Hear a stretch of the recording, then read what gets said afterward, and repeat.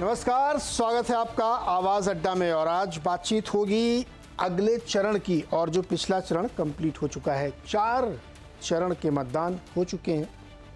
5वें चरण की तैयारी है जो सोमवार को है। और 379 सीटों पे मतदान हो चुका है, यानी जो बहुमत का आंकड़ा है उससे काफ़ी ऊपर के सीटों पे हो चुका है। यानी काफ़ी हद तक चीज़ें तय हो चुकी हैं, बक्से में बंद हो चुकी हैं। 4 जून को हमें पता चलेगा कि दरअसल हुआ क्या है। आज क्या हुआ? आज उत्तर प्रदेश में प्रधानमंत्री नरेंद्र मोदी ने वाराणसी से अपना नामांकन भरा। और इस मौके पर कई सिर्फ 7-8 राज्यों के मुख्यमंत्री, गृह मंत्री, रक्षा मंत्री और बहुत सारे एनडीए के नेता वाराणसी में मौजूद थे। और वहाँ से एक तरीके से अपनी शक्ति और अपने विश्वास का प्रदर्शन किया भारतीय जनता पार्टी और प्रधानमंत्री ने। दूसरी ओर इंडिया गठबंधन भी पूरी ताकत से बाकी बचे हुए सीटों पर अपने जोर लगा रहा है। तो अभी उत्तर प्रदेश की आधी से ज़्यादा सीटें बाकी हैं, एक सीट ज़्यादा बाकी यानी 41। पश्चिम बंगाल में बड़ी संख्या में सीटें बाकी हैं, महाराष्ट्र में भी बाकी हैं और बिहार में काफ़ी सीटें, अभी आधी से ज़्यादा सीटें वहाँ भी बाकी हैं। तो काफ़ी महत्वपूर्ण चुनाव का हिस्सा 5वें, 6वें और 7वें चरण में भी होगा। काफ़ी सीटें बाकी हैं यहाँ पे, लेकिन साउथ पूरा कंप्लीट हो चुका है। साउथ से जुड़े हुए पश्चिम में आइए तो वहाँ पे भी काफ़ी राज्य कंप्लीट हो चुके हैं और मध्य के राज्य भी काफ़ी कंप्लीट हो चुके हैं। तो एक तरीके से चुनाव उस मोड़ पे पहुँच चुका है जहाँ पे कोई भी दल ये दावा कर सकता है कि उसको बहुमत मिल गया होगा। तो ममता बनर्जी जी ने दावा कर दिया कि अब तक की हुई मतदान में 300 सीटें इंडिया गठबंधन जीत लेगा, या जीत चुका है। ये बक्से में उसकी किस्मत बंद हो चुकी है। एनडीए का भी ऐसा ही दावा है कि 400 पार के लिए तो काफ़ी हद तक रास्ता पूरा किया जा चुका है। लेकिन क्या स्थिति इस वक्त बन रही है देश में, क्या क्या इश्यूज़ अभी भी हावर कर रहे हैं और जिनके इर्द गिर्द पूरा चुनावी ताना बाना चलेगा। और चुनाव इस समय परवान चल रहा है। आप सुन ही रहे होंगे किस किस तरीके के स्टेटमेंट, बयान, नारे आपके इर्द गिर्द घूम रहे होंगे।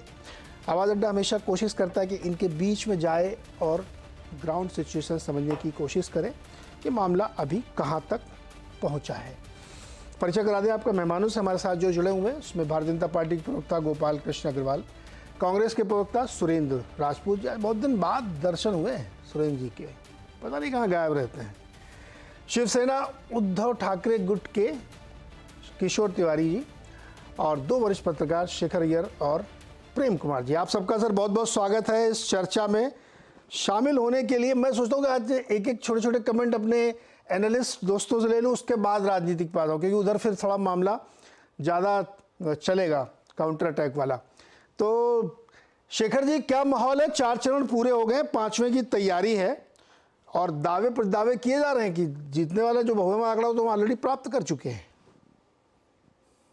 देखिए, बीच में जो एक प्रकार से सोशल मीडिया के माध्यम से कैंपेन की गई थी कि बीजेपी का हालत बुरा है, फर्स्ट राउंड ठीक नहीं गया, सेकंड राउंड ठीक नहीं किया, थर्ड राउंड ठीक नहीं किया, प्राइम मिनिस्टर टेंशन में है, ये सारी चीजें बातें आकर चौथा राउंड के बाद, और जिस तरह प्राइम मिनिस्टर स्वयं इंटरव्यूज के माध्यम से और अपने रैलीज पे जिस तरह की बातें रखी है, उससे अभी बड़ा स्पष्ट हो गया है कि कोई बड़ा तकलीफ नहीं है बीजेपी के लिए।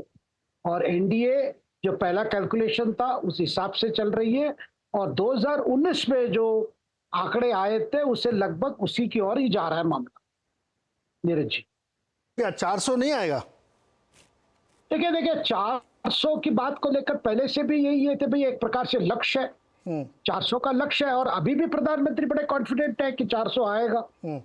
लेकिन मुझे जितनी ग्राउंड रिपोर्ट मिल रही है, देखिए 400 की बात तो मतलब अभी से हम नहीं कहें भाई 400 आएगा करके, लेकिन बिल्कुल ये बड़ा स्पष्ट है कि अच्छी बहुमत लेकर बीजेपी की थर्ड टर्म शुरू होगी, प्राइम मिनिस्टर की थर्ड टर्म शुरू होगी।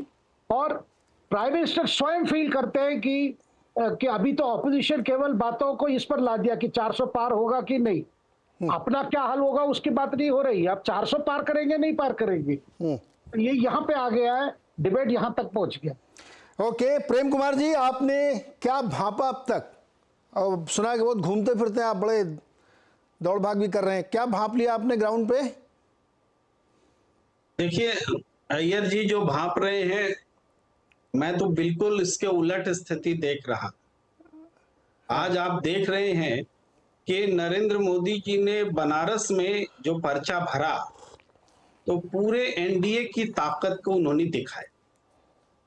380 सीटों पर चुनाव खत्म होने के बाद इनको ये समझ में आया कि एनडीए एकजुट है, ये संदेश देना आवश्यक है।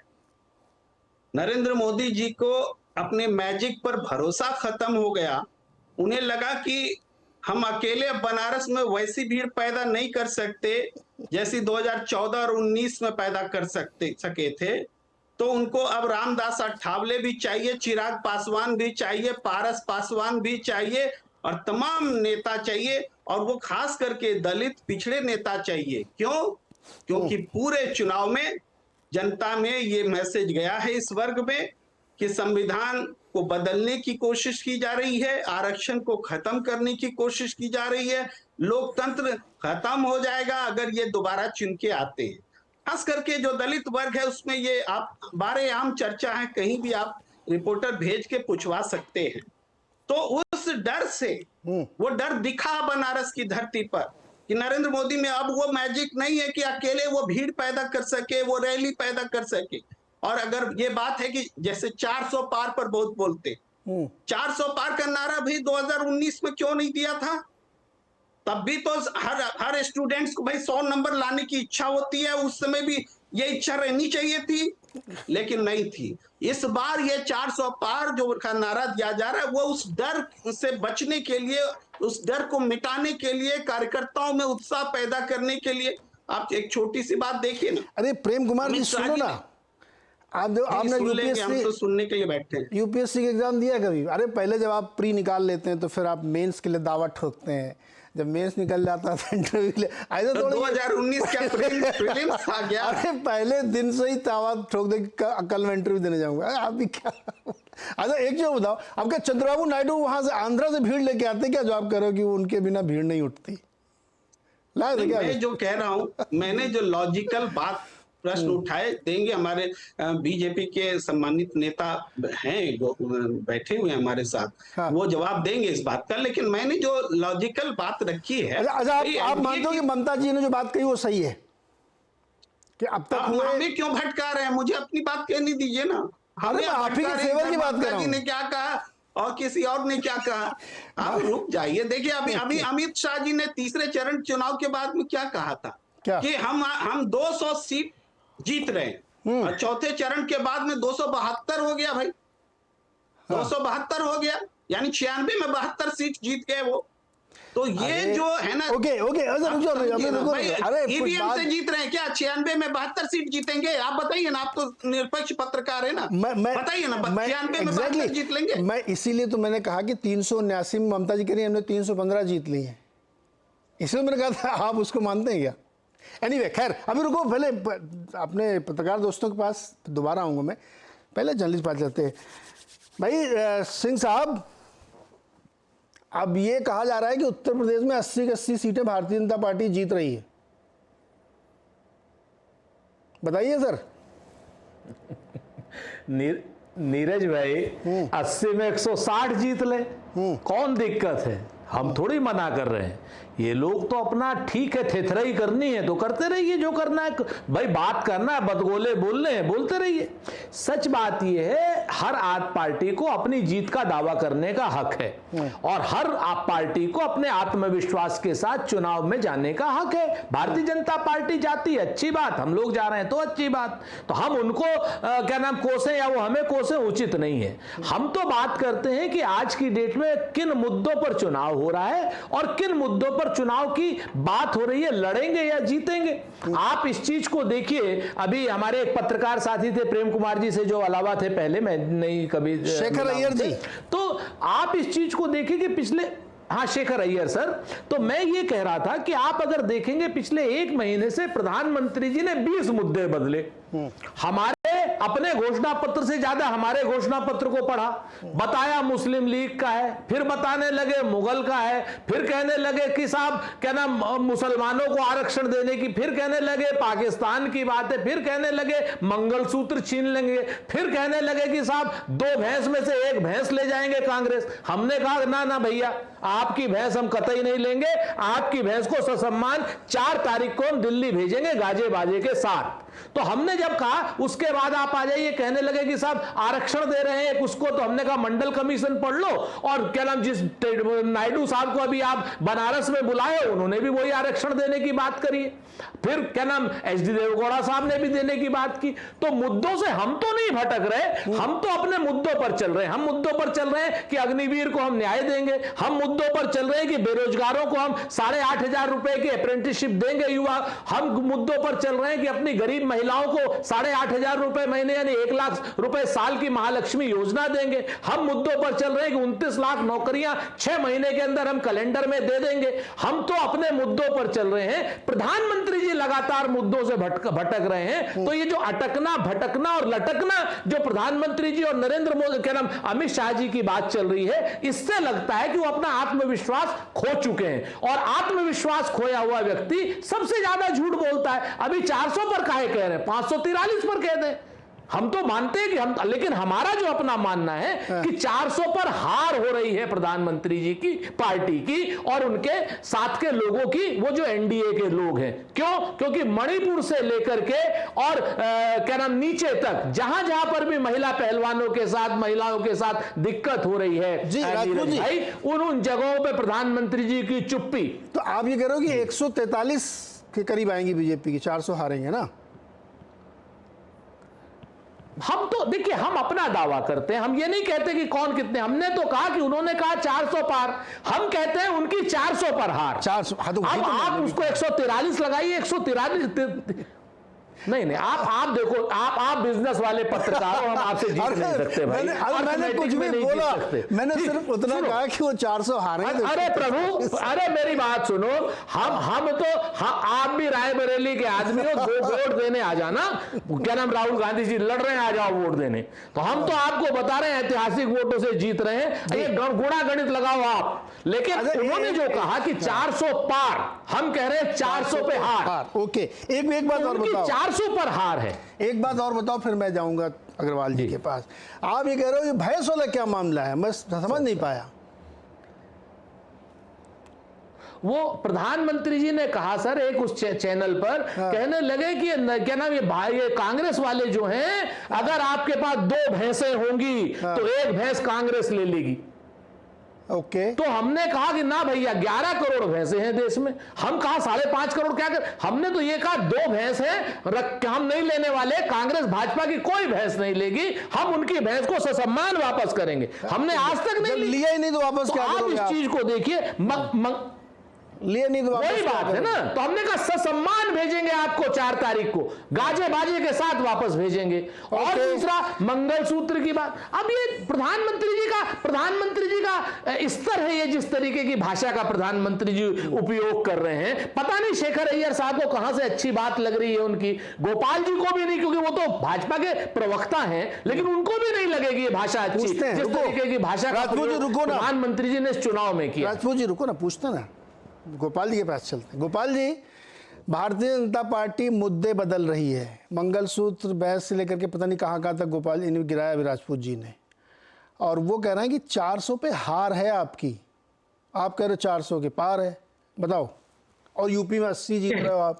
नीरज जी, मैं सुरेंद्र जी को सुन रहा था, ये कोई सीरियस डिबेट की बजाय कोई कॉमेडी शो में बात कर रहे हैं, वैसी बातें कर रहे हैं, कहीं भैंस ले आए, कहीं कुछ ले आए, कहीं कुछ है। देखिए, पहली बात, निर्मला जी ने अरे हम नहीं लाए सर, गोपाल जी, मोदी जी लाए थे। सुन लो, हमने भी आप सर, मोदी जी लाए थे भैंस, हम नहीं लाए थे सर। अब हमारी सुन लीजिए। देखिए, पहले जी कॉमेडी कर रहे थे सर, ये कह दीजिए। सुनो एक बार, निर्मला जी ने पूछा, आपने 25 न्याय की बातें करी है, अरे लाओगे कहां से? कोई बताया रास्ता? कुछ भी प्रॉमिस कर दो मुंह में। दूसरी बात, अब ये कह रहे हैं कि आपने अभी नीरज जी बताया कि ममता जी ने कहा हम 300 से ऊपर हमारी जीत हो गई इंडी अलायंस की। अरे वो तो इंडी अलायंस की पार्ट भी नहीं है, तो वो कहां से जीत हो गई? अब प्रेम कुमार जी कह रहे हैं कि भाई ये सारी बातें जो चल रही हैं, अल्टीमेटली तो जिस तरह से पूरा ये इलेक्शन चल रहा है, उन मुद्दों के ऊपर चर्चा करके, उन मुद्दों के ऊपर देखिए, जब शुरू हुआ था इलेक्शंस, तब पूरी तरह से जो भारतीय जनता पार्टी का 10 साल का रिपोर्ट, पिछले 2 साल से हम पूरे 10 साल के रिपोर्ट कार्ड को लेकर जनता के पास घर घर, चाहे विकसित भारत यात्रा के माध्यम से हो, सभी के माध्यम से, भारत की विश्व में अलग पहचान के रूप में हो, सारी चीजें जनता के सामने रिपोर्ट कार्ड के रूप में लेके हुए पूरे 1-1.5 साल से जनता के बीच जा चुके हैं।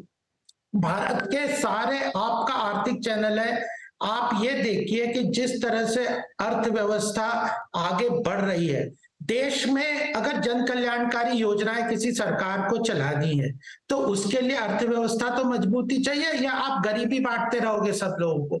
ये इनका जो मॉडल है उसके ऊपर प्रधानमंत्री ने चर्चा की है कि आपने इतनी सारी बातें की है और आप खुद ही कह रहे हो कि हम अमीरों से लेके गरीबों में बांट देंगे। हाँ। तो आप इस तरह की जो ये डिस्ट्रीब्यूटिव मॉडल पे बात कर रहे हो, तो यह सेंस ही नहीं बनता है कि कैसे आप इनको फुलफिल करोगे। सबसे बड़ी बात है, आप प्रॉमिस तो कुछ भी करिए, उनके फुलफिलमेंट का एक तरीका बताओगे, उनको कैसे जनता तक ले जाओगे, उनको कैसे, बट जब उनकी सरकार आएगी तो वो कर लेंगे ना प्लान, कैसे कर लेंगे करना, कैसे कर लेंगे?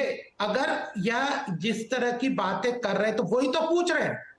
आप ये कह दो इन्होंने कर्नाटक में प्रॉमिस किया, उसके बाद DK Shivakumar deputy CM क्या कह रहे हैं कि मुझे डेवलपमेंट एजेंडा से पैसा ट्रांसफर करके ये वेलफेयर स्कीम्स जो कह रहे हैं सो कॉल्ड, जिसको प्रधानमंत्री ये जो रेवड़ियां कहते हैं, वो यही तो है कि आप आर्थिक विकास, आर्थिक संपन्नता, आर्थिक रिसोर्सेज को, लेकिन ये कह रहे हैं कांग्रेस के राहुल जी कह रहे हैं कि 1 जुलाई को खाते में 8,500 रुपए आ जाएंगे। हाँ, तो कैसे आएंगे ये तो बताओ ना, डीबीटी से। 8,500 रुपए लेके कहां से? यही तो वित्त मंत्री जी ने आज भी बॉम्बे में यही कहा, पहले भी उन्होंने इंटरव्यू में कहा कि आप एक रोड मैप दो। अगर मैं कहता हूं कि हम यह काम करेंगे, इंफ्रास्ट्रक्चर का 30 किलोमीटर पर डे बना रहे हैं, उसको 40 करेंगे, लेकिन तो अगर मान लीजिए जनता इसको मानती, भरोसा करती, उसमें क्या दिक्कत है? 8,500 रुपए 1 जुलाई को हमारे खाते में आएंगे।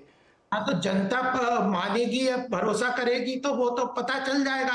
राजपूत जी बताइए, ये जो सवाल खड़ा कर दिया इन्होंने। हाँ, इनका भरोसा ही तो दिख रहा है इनको। प्रधानमंत्री ने इनसे क्या कहा? अरे राजपूत जी के पास जा रहा हूं मैं, तो अग्रवाल जी एक मिनट रुके। एक मिनट, 60 साल इनको मिले थे ना, इन्होंने गरीबी हटा दी क्या? तो आप कैसे हटा देंगे? तो जब आपका ट्रैक रिकॉर्ड ही तो बताएगा आप क्या करेंगे। ओके, रुकिए, छोटे छोटे में रखते, नहीं तो फिर बहुत लंबा हो जाएगा। अभी तो तिवारी जी से भी बात करनी है। राजपूत जी छोटे में जवाब दीजिए सर।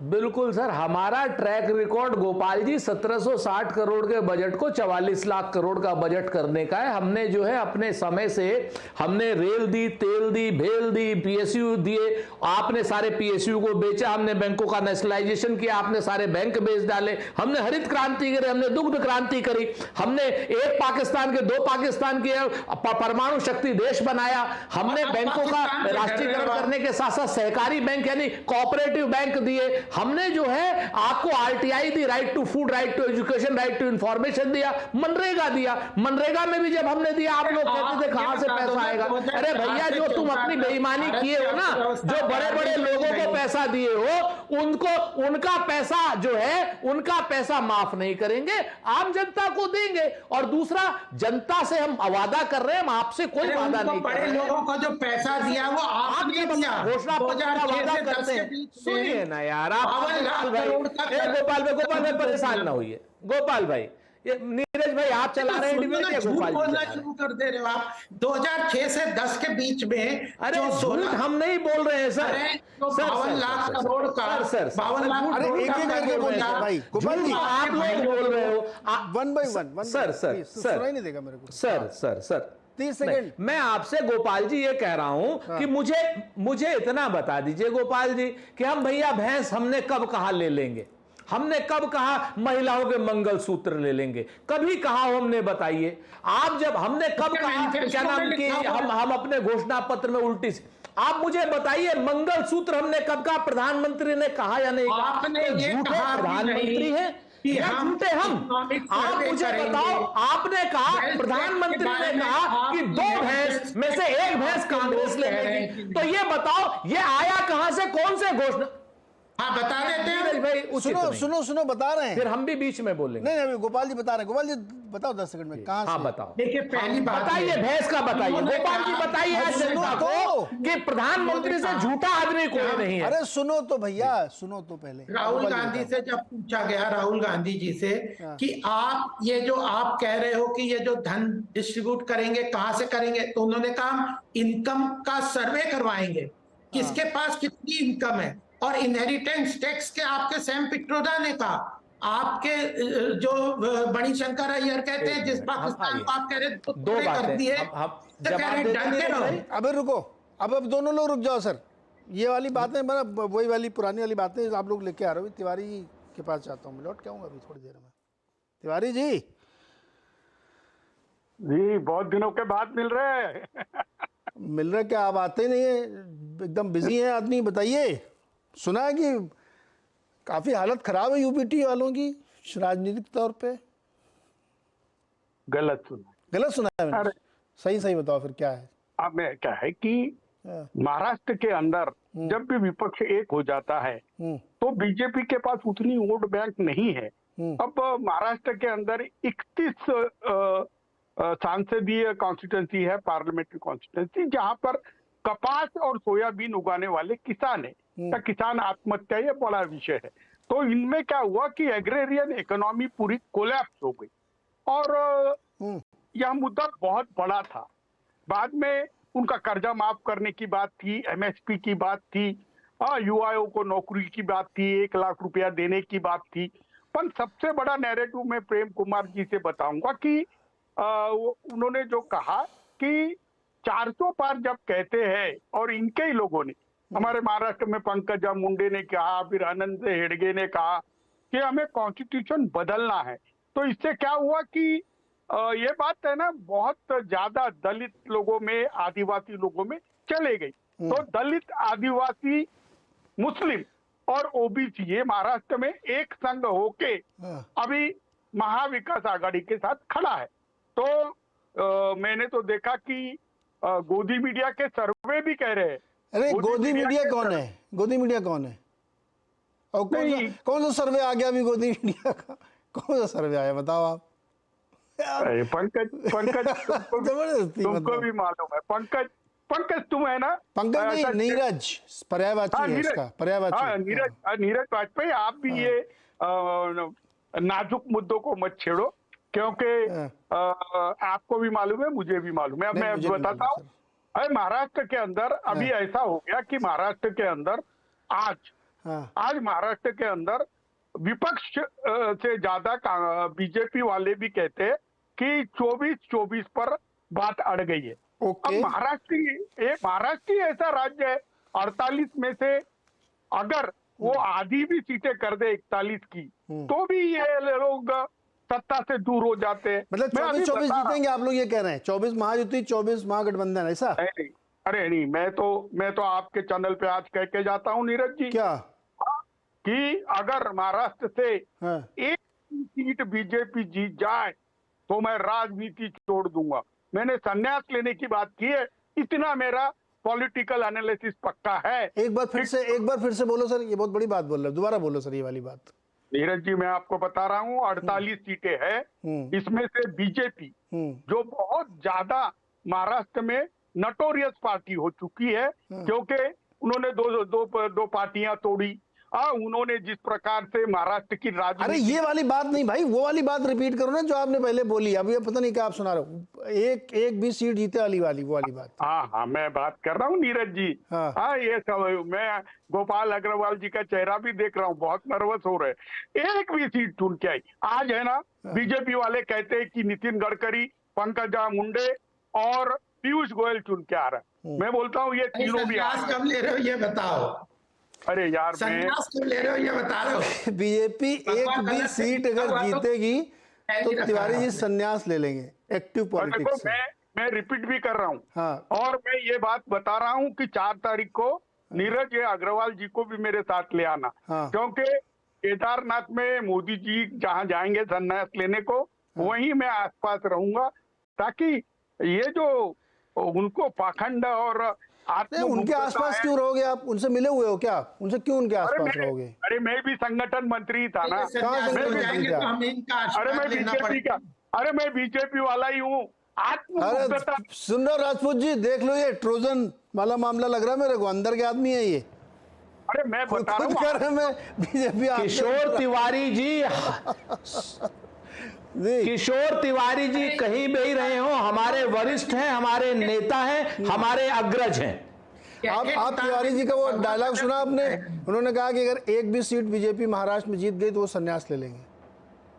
अरे भाई आप ही कह रहे हैं। उन्होंने पहले भी कहा है, किशोर तिवारी जी जबान के पक्के हैं और किशोर तिवारी जी की राजनीतिक कौशल की हम सब लोग सराहना करते हैं। ओके अग्रवाल बलि जी, चढ़ा देंगे। आपको कुछ चिंता हो रही है? राजपूत जी की बलि चढ़ा और मैं देंगे। और सुरेंद्र राजपूत जी, हाँ। एक बात और ऐड कर देता हूँ। हाँ। मैंने 1.5 साल आप भी पहले ही कह कह दो, दिया था। सुरेंद्र राजपूत राहुल जी, आप गांधी- संन्यास ले लोगे?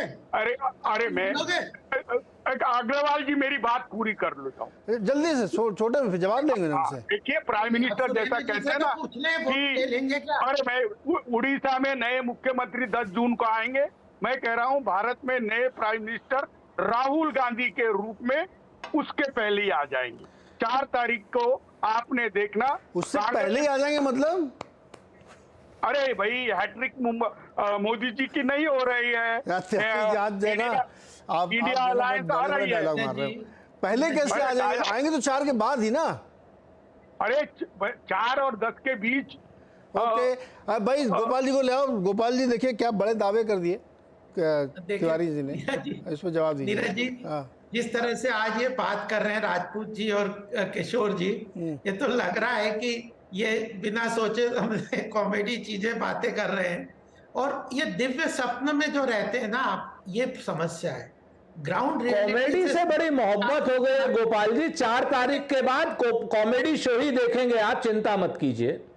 और आप तो वैसे भी फाइनेंस के आदमी हैं सर, आप क्यों बात, अगर हम दावे कर रहे हैं आप प्रति दावा कीजिए। आप ये क्यों कह रहे हैं हम कॉमेडी शो कर रहे हैं? किशोर तिवारी जी आपसे बहुत वरिष्ठ हैं और जितनी आपकी शायद उम्र नहीं, उतना किशोर तिवारी जी का राजनीतिक अनुभव है सर। मैं आपको गलत हूं सही हूं बात की बात। अरे सुनो लेकिन अगर राजपूत आप जी, किसी को कहेंगे कॉमेडी राजपूत शो जी, कर रहे राजपूत जी, हैं, अरे सुनो ना, सुनो सुनो सुनो, आप किशोर तिवारी जी को इतना बूढ़ा घोषित करने में क्यों तुले हुए हैं? ये गलत बात है। तिवारी जी यंग अरे आदमी इतना है। बड़ा वो राज नहीं नहीं अरे मोदी मैं बताता मोदी जी हूं, से मैं बताता हूं। मोदी जी और मैं गोपाल कृष्ण जी जो है फाइनेंस के आदमी हैं। हाँ तो गोपाल तभी हम कृष्ण जी आपसे फाइनेंस पूछ के रहे हैं आदमी, कि ये आप प्योर रुको, पॉलिटिशियन है। रुको रुको रुको। जब हम फाइनेंस के तभी तो अरे पूछ भाई, रहे हैं डायलॉग हो गया आप कि लोगों के। 7 लाख रुपए कैसे अभी शेखर दोगे? जी और उनके पास जाना मुझे। शेखर जी अब थोड़ा सा सवाल ही पूछ लें। तिवारी जी का अपना दावा जो भी हो कर सकते हैं, वो कोई दिक्कत नहीं उसमें।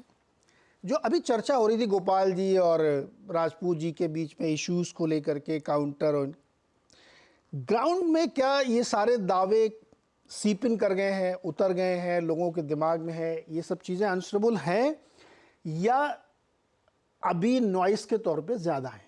जो दोनों साइड के जो भी इश्यूज रखे जा रहे हैं। शेखर जी, उसके बाद फिर प्रेम जी।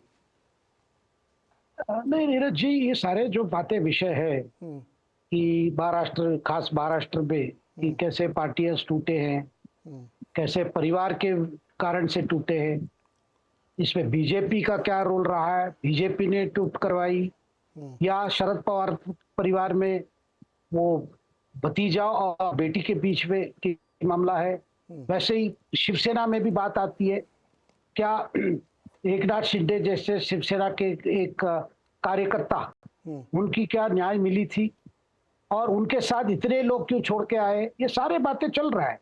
और बात ये भी आ रही है भाई सिंपैथी फैक्टर काम कर रहा है उद्धव के लिए, शरद पवार के लिए। दूसरी ओर ये भी बताया जा रहा है भाई ये चुनाव लोकसभा चुनाव है, और बड़ा सवाल यही है, मोदी और नो मोदी। और जब बात ऐसी आती है, और हर कॉन्स्टिट्यूंसी में कई कई बातें हैं प्याज को लेकर, बाकी ऐसी विषय है, लेकिन जो बड़ा विषय है वही है कि मोदी को फिर वापस आने नहीं आना है। उसमें मुझे नहीं लगता कि लोगों के मन में क्या विचार हो रहा है। महाराष्ट्र में भी वही बात आती है, तो ये कहना कि बीजेपी को एक ही सीट नहीं मिलेगा, मुझे बड़ा डाउट लग रहा है, क्योंकि आज चुनौती है शिवसेना, उद्धव ठाकरे की शिवसेना को और शरद पवार के एनसीपी को। इसीलिए तो शरद पवार पहले ही आह्वान दे चुके हैं, भाई सबको कांग्रेस के साथ शामिल होना है, क्योंकि समय ऐसे आ रहा है कि ये रीजनल पार्टीज अपने आप आगे, उनके फ्यूचर बड़ा ब्लिक चल रहा है। इसलिए शरद पवार ने आह्वान भी कर दिया एक इंटरव्यू में कि सबको एनसीपी को, मतलब उनकी जो एनसीपी जो भी बचा हुआ है। तो ये सारे बातें आ रही है, लेकिन धीरज जी जो बड़ी बात है, देश भर में बड़ी बात यही हो रही है, मोदी और नो मोदी। इसमें मुझे लगता है कि कांग्रेस और बाकी विपक्ष पार्टी ये जिस स्ट्रैटेजी लेके चले थे कि प्राइम मिनिस्टर कैंडिडेट प्रोजेक्शन की जरूरत नहीं है, अपने अपने मैनिफेस्टो ये करेंगे, अपने अपने बातें रखेंगे, बाद में देखा जाएगा, ये सारे बातें। और ममता जैसे नेता, ममता ने इसमें शामिल भी नहीं हुई, बोले कोई इंडिया अलायंस ही नहीं है, चुनाव के बाद में देखा जाएगा। लेकिन मुझे लगता है कि देश भर में माहौल, एक बात क्लियर है, कोई भी मैं ऐसा कोई विचार नहीं देख रहा हूं भाई हमें 96 से 98 ठीक है, जो कोalition हिरा था जिसमें 2 प्रधानमंत्री बने थे, पहले देवगौड़ा, उसके बाद गुजरात, फिर सरकार गिर गई। तो अभी भी क्या वही स्थिति लोग चाहते? मुझे नहीं लगता कि लोग वो चाहते। ठीक है, कांग्रेस को एक रास्ते पे ले गए राहुल जी, और अभी क्या है कि ज्यादातर कांग्रेस की तरफ से, कांग्रेस नेताओं की तरफ से यही कोशिश कर रही है भाई किसी तरह ये साइकोलॉजिकल बैटल को आगे रखो, कहते जाओ। लेकिन अभी वैसा स्थिति नहीं बन रहा है, क्योंकि 4 चरण के बाद जो माहौल, ओवरऑल माहौल है, इसमें कोई कांग्रेस के लिए ज्यादा कॉन्फिडेंस बिल्ड करने की कोई ये नहीं है। देखिए रायबरेली में फाइनली जिस तरह राहुल जी का फैसला, वो भी इतने रिलक्टेंट होके गए वहां पे, वैसे ही अखिलेश यादव जी का भी कनौज से खड़े होना, कितने प्रेशर के बाद फिर जाके ये फैसला हुआ। ये सारे, ये क्या दर्शाता है?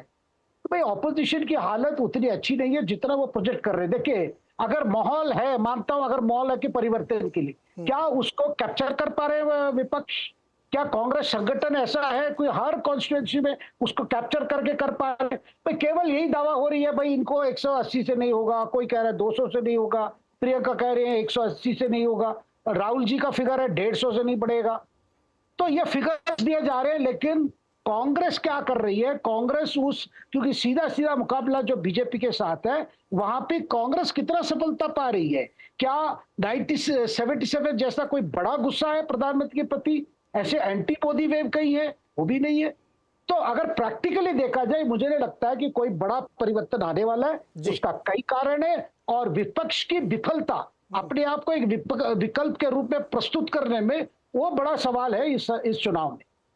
प्रेम कुमार जी, पॉलिटिकल पार्टीज तो बहुत एक्सट्रीम दावे कर रही है। देखिए आपके सामने किशोर जी ने दावा किया, जो भी कर रहे हैं लोग, लेकिन एनालिस्ट के तौर पे आप क्या देख रहे हैं कि क्या स्थिति बनने वाली है इश्यूज के तौर पे, या पार्टियों के पोजिशनिंग की तौर पे कि लोगों के बीच में है? क्या इतना एक्सट्रीम वेव चल रहा है जैसा कि तिवारी जी कह रहे हैं, एक भी सीट नहीं आएगी, राजनीति छोड़ देंगे? इतना बड़ा दावा मतलब ठीक ठीक लगा ले तिवारी जी, तो शायद लोग सुने भी। नीरज जी देखिए, एक्सट्रीम वेव से ही बात शुरू करें तो पिछली दफा उत्तर प्रदेश में 6.5% वोट ज्यादा पड़े थे, बीजेपी को मिले थे, लेकिन सीट फिर भी बड़ी नहीं थी, घटी थी। तो कहने का मतलब है एक्सट्रीम वेव अकेले काम नहीं करता है, सामने गठबंधन किस रूप में है ये महत्वपूर्ण होता है। 2019 में इंडिया गठबंधन नहीं था, बहुत फर्क है, और 2019 में एनडीए गठबंधन मजबूत थी। आज एनडीए के पास में संख्या तो है, 40 से ज्यादा उनके पास गठबंधन में, लेकिन किसी के पास सांसद ही नहीं है। तब 2019 में जेडीयू मजबूत स्थिति में था, आज जेडीयू बहुत कमजोर स्थिति में, 42 विधानसभा सीटें उसके पास हैं। उस समय उद्धव ठाकरे की पार्टी थी एनडीए में, आज वो उनसे अलग है, और जो सत्ता में है उसकी हालत बहुत खराब है। ये स्वतंत्र विश्लेषक भी समझते हैं कि एकनाथ शिंदे या अजित पवार के साथ में जनता नहीं खड़ी है। तो महाराष्ट्र की जनता की तो एक, ये मैं थोड़ा सा कंपैरिजन मैंने बताया, लेकिन थोड़ा और देखिए तो महाराष्ट्र की जनता तो ऐसे सोचती है कि भाई दिल्ली से महाराष्ट्र चलेगा या महाराष्ट्र को महाराष्ट्र से चलने दिया जाएगा। अंधेरे में आप सरकार बदल देंगे क्या? भाई सरकार, सुप्रीम कोर्ट ने भी कहा उद्धव ठाकरे ने अगर इस्तीफा नहीं दिया होता तो हम सोचते कि इनको पुनर्बहाल किया जाए। भाई राज्यपाल के गलत डिसीजन को बोला, स्पीकर के गलत डिसीजन को बोला, ये तो सब सरकार ही असंवैधानिक चल रही है। तो ये जनता फील कर रही है इस बात को, तो इसका जवाब जनता कब देगी? वोटिंग में तो देगी। ये परिस्थिति बदली हुई प्रेम जी, एक बात परिस्थिति है बताओ। जिसको हमारे विश्लेषक इग्नोर करते हैं। जी, आपके विश्लेषण के हिसाब से तो यूपी में फिर बहुत कमजोर इंडिया गठबंधन कौन है उनके साथ? कांग्रेस और सपा। कांग्रेस 2% वोट है। हाँ, आप ये आपके समझिए विश्लेषण के पिछले हिसाब से हाँ, मैं अपने विश्लेषण को थोड़ा और आपके प्रश्न के आलोक में बताता हूँ। यूपी में बताओ।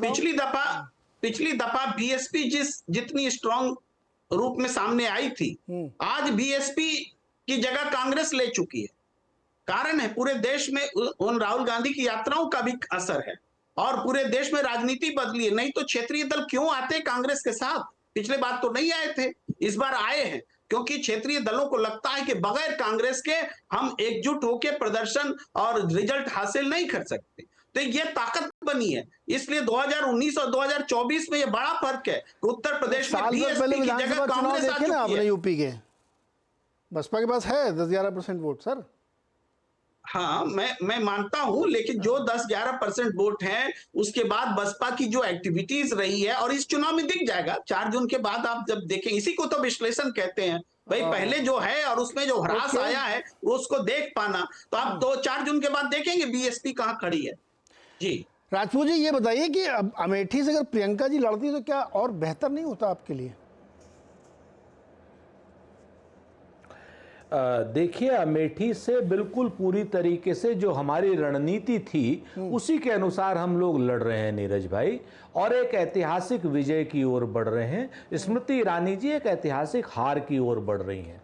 एक बात, दूसरी बात जो अभी आपने पूछी, 2019 में संविधान को लेकर के जो संविधान के समर्थक लोग हैं उनके पास इतना बड़ा चिंता का विषय नहीं था। 2019 से 2024 में जो भारतीय जनता पार्टी ने काम किए, चाहे वो आरक्षण के प्रति उनकी इग्नोरेंस हो, चाहे वो जाति जनगणना के प्रति इनकी इग्नोरेंस हो, जाति जनगणना को हां कह करके ना कहने की, तो मूल रूप से, और उसके बाद जब चुनाव आ रहे हैं इनके, तो इनके जो लगातार अलग अलग जगहों से वॉइसेस आ रही हैं, चाहे कर्नाटक से आती हैं, उत्तर प्रदेश में लल्लू सिंह, अनंत हेगड़े, ज्योति मिर्धा या अरुण गोविल, या सारे के सारे लोग कि संविधान बदल देंगे।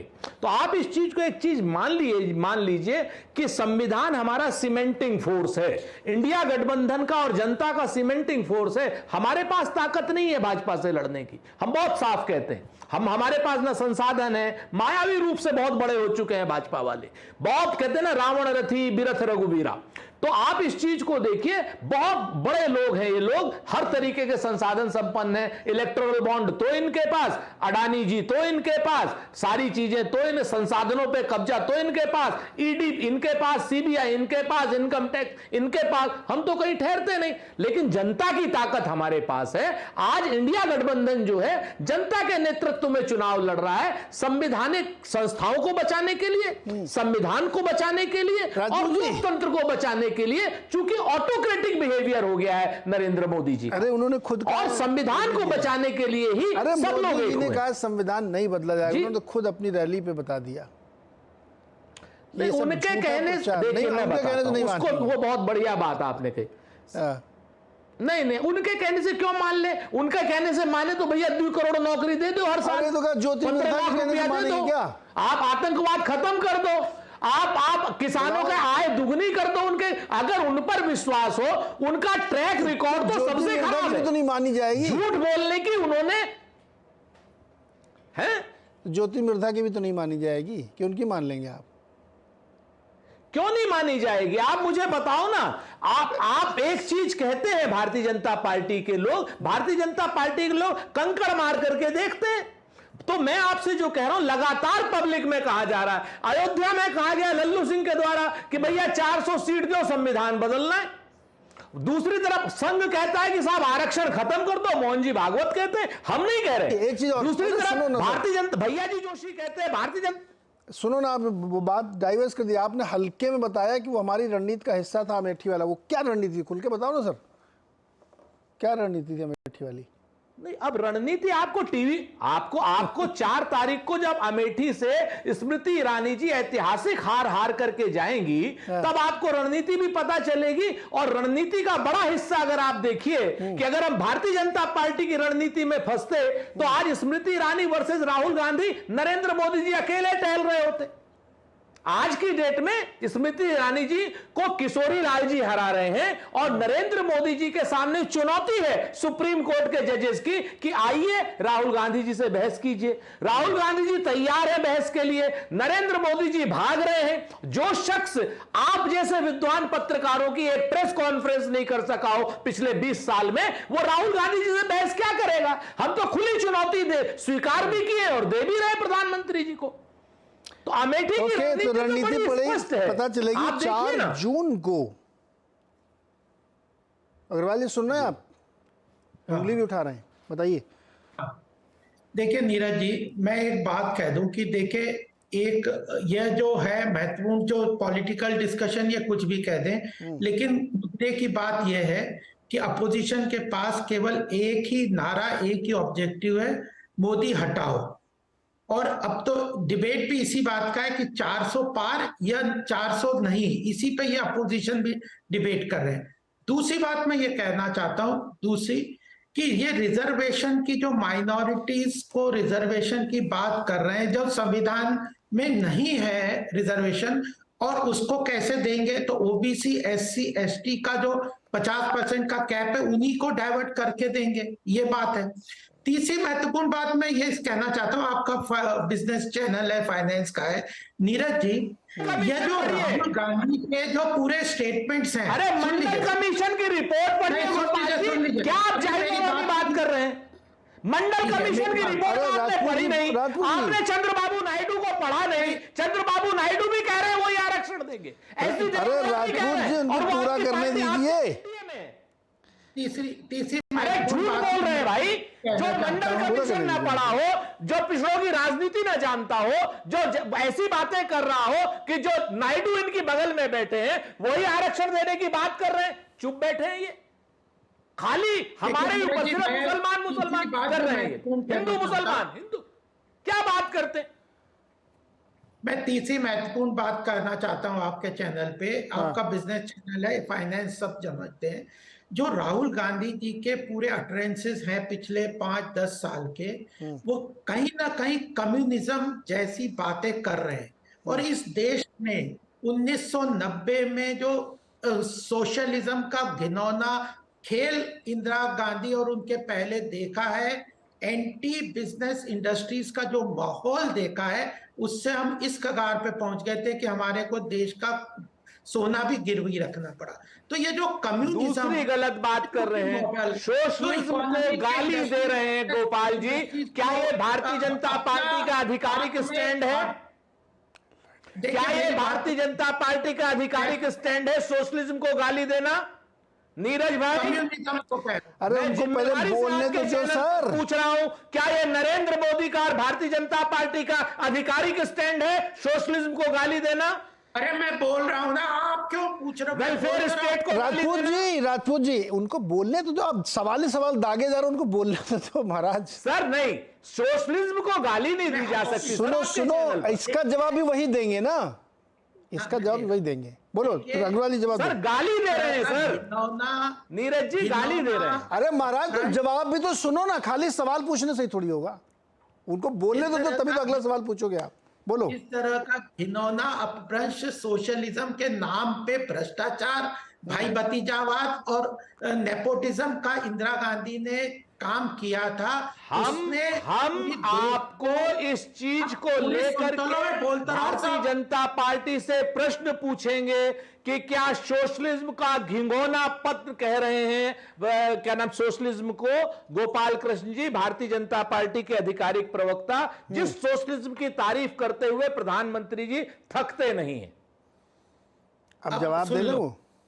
ये बात हम जरूर पूछेंगे आपके चैनल के माध्यम से भी। प्रधानमंत्री जी देख रहे हो या उनकी सोशल मीडिया की टीम देख रही हो तो कृपा करके बताएं कि गोपाल कृष्ण जी सोशलिज्म को गाली दे रहे हैं, क्या ये भारतीय जनता पार्टी का आधिकारिक स्टैंड है? आरक्षण का विरोध अब आप जो है ना, आधिकारिक स्टैंड है? जातीय जनगणना का विरोध भारतीय जनता पार्टी का आधिकारिक स्टैंड है? राजपूत जी, बार बार सवाल पूछने से सवाल गहरा नहीं हो जाता है। लेट हिम रिप्लाई, तभी तो आपको अगला क्वेश्चन बनेगा ना। अब मेरे को ब्रेक लेना, ब्रेक के बाद जवाब दीजिएगा अग्रवाल जी। छोटा सा ब्रेक, लौट के आते। Break break break.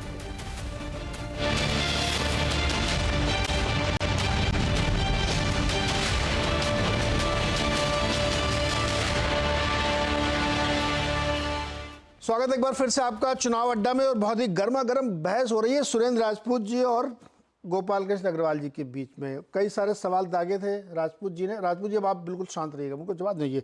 अग्रवाल जी 30 सेकंड, फिर मैं तिवारी जी के पास जाऊंगा। 30 सेकंड बताइए उन्होंने जो कहा। 30 सेकंड में बात नहीं होगी, मुझे 1 मिनट चाहिए। 60 सेकंड। अच्छा चलो 60 सेकंड डन। अभी आप चालू करो सर। हाँ, देखिए, जो 1970 से लेके 1991 तक इंदिरा गांधी ने जिस तरह की जो आर्थिक नीतियां अपनाई, सोशलिज्म के नाम पे भ्रष्टाचार, भाई भतीजावाद, सरकारी जो अपने परिवारवाद, नेपोटिज्म, और जो प्राइवेट जो बैंकों का राष्ट्रीयकरण करके जिस तरह की अर्थव्यवस्था को चलाया, उसने जिस देश की हमारी अर्थव्यवस्था को 1990 तक कितना बुरा हाल में ला दिया, और उसका नतीजा था आज ये इंडस्ट्री। तो जो मैं कह रहा हूं कि राहुल गांधी की अगर आप बातों को सुन लें, उनके मैनिफेस्टो को पढ़ लें, तो कम्युनिज्म वाली बातें, इनहेरिटेंस टैक्स की बातें, जो विरासत टैक्स की बातें हैं, अमीरों का पैसा खींच के हम गरीबों में बांट देंगे, ये, और इंडस्ट्रीज को दिन भर रात गालियां देना, बिजनेस कम्युनिटी को गाली देना, इस तरह से देश की अर्थव्यवस्था चलेगी। आज भारत विश्व की 5वीं सबसे बड़ी अर्थव्यवस्था बन के आगे बढ़ रहा है। तीसरी अर्थव्यवस्था हम बनना चाहते हैं। ग्लोबल लीडरशिप को हम उठाना चाहते हैं। G20 की लीडरशिप के अंदर आज अमेरिका, चाइना, सारा विश्व में दिख रहा है। तो इस जो देश की अर्थव्यवस्था को भ्रष्टाचार, लीकेजेस और जो सोशलिज्म का, क्रोनी सोशलिज्म के नाम पे जो ये काम कर रहे थे, ओके सर, उसको मैं कह रहा हूं कि यह इसने देश का जितना नुकसान किया है, जो 70 साल लॉस्ट, जो 70 साल गोपाल जी लॉस्ट जो 5 डिकेड थे, उसने भारत को कभी भी प्रगति के रास्ते पे आगे नहीं बढ़ने दिया।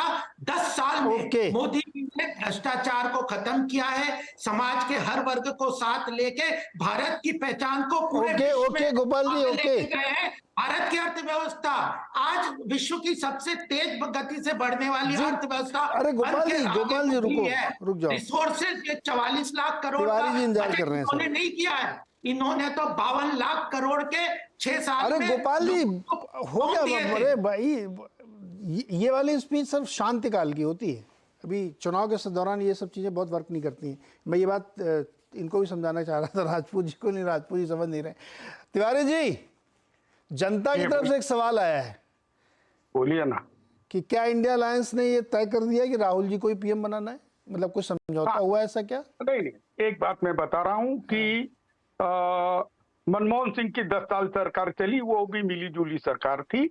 लेकिन मैं एक बात बता रहा हूं कि कांग्रेस के मेरे ख्याल से सांसद 130 से 150 के बीच आ रहे हैं। सबसे बड़ी पार्टी वही है, वही सबसे बड़ी पार्टी है। मैं एक बात बोल रहा हूँ, और सबसे बड़ी पार्टी का ही प्राइम मिनिस्टर रहना चाहिए।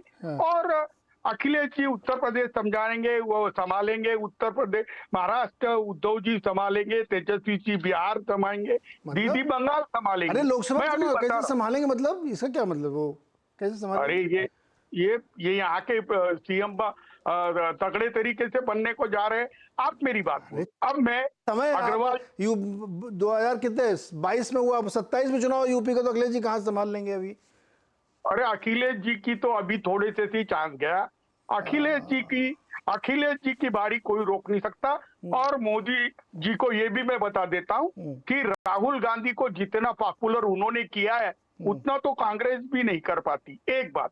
दूसरी बात, सामाजिक न्याय की बात, जिसमें किसानों का न्याय, आदिवासियों का न्याय, महिलाओं का न्याय, युवा का न्याय और श्रमिकों का यानी मजदूरों का न्याय, इसकी बात उन्होंने छेड़ी।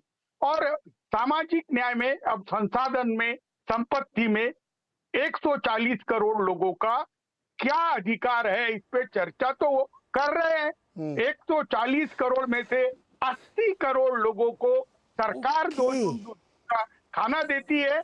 इसका मतलब संसाधनों पे अधिकार बहुत ही लिमिटेड लोगों का है। मुझे एक बताइए कि सामाजिक न्याय की कोर इश्यूज पे चर्चा करना क्या गलत बात है? देखो, नहीं, बिल्कुल नहीं। एक मिनट मैं बात कर रहा हूँ। मोदी जी ने 10 साल के अंदर सब कुछ गलत किया, मैं ऐसा नहीं बोल रहा हूँ। मोदी जी का जो डेवलपमेंट का एजेंडा था, उसका focus rural economy, agrarian economy, employment ये नहीं था करके उनके प्रति लोगों को नाराजगी है। मोदी जी जैसे स्मृति ईरानी ले लो आप, वहां जाता हूं मैं, प्रचार को मैं गया तो 13 रुपए में चीनी देंगे बोले, उतना ही मुद्दा बन के बैठा है।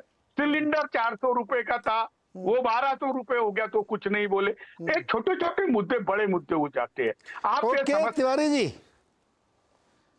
इन सारे मुद्दों पर 3-4 बार चुनाव हो चुके हैं। एनीवे खैर, अभी प्रेम जी और शेखर जी की बात और है, दक्षिण में जिस तरह से रिवाइवल भाजपा का हो रहा है, ये महत्वपूर्ण है। ये चीज हम लोग एक भी सीट मिल जाए तमिलनाडु में तो दोबारा से संन्यास लेंगे क्या? अरे तिवारी जी यार, आप मजे लगा रहे हो बिल्कुल। एक भी सीट वहां नहीं मिले। अच्छा, देश में कितनी सीटें मिलेंगी भाजपा को? चलो अब अभी बताओ आप। चलिए मैं अभी आपको बता रहा हूँ कितनी बीजेपी की बताओ, अपनी नहीं। नहीं, मेरे पास पूरा कार्नोलॉजिकल रिकॉर्ड है। अभी तो उत्तर प्रदेश में लोग केवल बनारस और लखनऊ को ही कंफर्म बोल रहे हैं। ओके, 2 सीटें उत्तर प्रदेश में, केवल 78 सीटों पर बुरी हार होगी गोपाल जी की पार्टी की। नहीं, फंसी हुई है सीटें फंसी हुई। अरे यार, ये मूड बनाओ आप, ये फंसी उसी मत बताओ बीच में, या तो इधर उधर। महाराष्ट्र में बना लिया मूड, वहां कह रहे फंसी हुई है ये। नहीं, महाराष्ट्र में मेरे दोस्त नितिन गडकरी ये मोदी के चक्कर में पराजित हो रहे, इसका मुझे आज भी दुख है। जातीय समीकरणों में तो क्यों नहीं जितवा दिया? दुख है तो आपके दोस्त हैं, वो जितवा देते उनको। अरे नहीं, जातीय समीकरण में बहुत आइसोलेशन में चले गए। ओके यार, सत्य तिवारी जी ना 2-3 बार संन्यास लेंगे। मतलब यार तिवारी जी, अरे मोदी जी कमाल आदमी। अरे सुनो, अब हो गया सर, अभी टाइम एक कमेंट तो उनके ले लेना। प्रेम जी देख रहे हो तिवारी जी को, डबल संन्यास लेंगे, कह रहे कहीं कुछ नहीं आने वाला। यूपी में 2 सीट, अभी धीरे धीरे राजनाथ सिंह वाली भी हरवाने लगेंगे। नहीं, आ गई वो आ गई। प्रेम जी छोटा कमेंट, वो भी फंस गई। कहीं अजय राय ने बता दे, वो भी फंसा। नीरज जी, आप बताओ, जिस तरह से भाजपा का रिवाइवल हो रहा है वो सर सुनो, प्रेम जी बताओ। आंध्रा में जिस तरह से काम हो रहा है, तेलंगाना में आप देखिए, तमिलनाडु में देखिए। सर अरे रुको तो, तिवारी जी से एग्री हो आप की डिसएग्री हो? प्रेम जी नहीं, वो क्या एग्री हो? उत्तर प्रदेश में देखिए, आकलन सबका अपना अपना अलग अलग होता है। उत्तर प्रदेश में निश्चित रूप से बहुत जोरदार दावे पर पूरी तरीके से जीत रहे हैं चुनाव।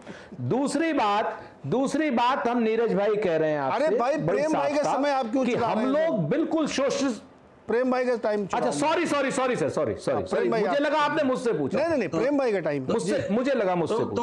मुझे लग रहा है कि उत्तर प्रदेश में बहुत अच्छी टक्कर जो है विपक्ष दे रहा है, संख्या जो भी हो। मैं मानता हूं कि बीजेपी की सबसे बुरी हालत महाराष्ट्र में और सबसे अच्छी हालत मध्य प्रदेश में। ये 2 बातें मैं बता रहा हूं। ये चुनाव के बाद आप देखिए। ये मेरा सवाल ही नहीं, मेरा सवाल था यूपी को लेकर के, आप भी टाल गए। मैंने तो यूपी का ही पहले जवाब दिया ना। आप संख्या आप पूछ रहे हैं, संख्या अभी चुनाव भी नहीं हुए, कैसे संख्या बताई जा सकती? आप 4 चरणों की पूछे तो कुछ बता भी दे, पूरे 80 की हम कैसे बता दे? अभी चुनाव भी नहीं हुआ। तिवारी जी तो बता रहे हैं ना। तो तिवारी जी से पूछिए, तिवारी जी बताएंगे आगे। वो अपना उन्होंने टोन देखा होगा, कैसे टोन सेट हो रहा है। मैं ये बता रहा हूँ, 4 चरण में चुनाव हुए हैं। मेरा आकलन है अपना कि एवरेज 18 सीट लेके 72 सीटें बीजेपी हार चुकी है। ये मेरा आकलन है। 72 और सीटें उसके हार बाद चुकी है, बाकी जीत गई क्या? हम 72 सीटें अपनी जो हर लॉस हो वाली चुकी है। ओके हाँ, सर, लॉस हो समय चुकी है। एकदम समाप्त हो गया प्रेम जी, और सब मैं समय समाप्त करूंगा, यहाँ पे शो खत्म हो रहा है। अभी 4 जून तक बहुत समय है, 3 दौर के चुनाव होने हैं और बहुत कुछ होना है। अब तिवारी जी ने इतना बड़ा डायलॉग मार दिया कि पूरी जनता के दिमाग में दर्ज हो गया है। तिवारी जी आप याद किए जाओगे, अब संन्यास आप ले लोगे तब भी मैं आपको बुलाता रहूँगा एनालिस्ट के तौर पे, और संन्यास नहीं लोगे तो अलग बात है। बहुत बहुत शुक्रिया हमारे साथ जुड़ने के लिए सारे मेहमानों का।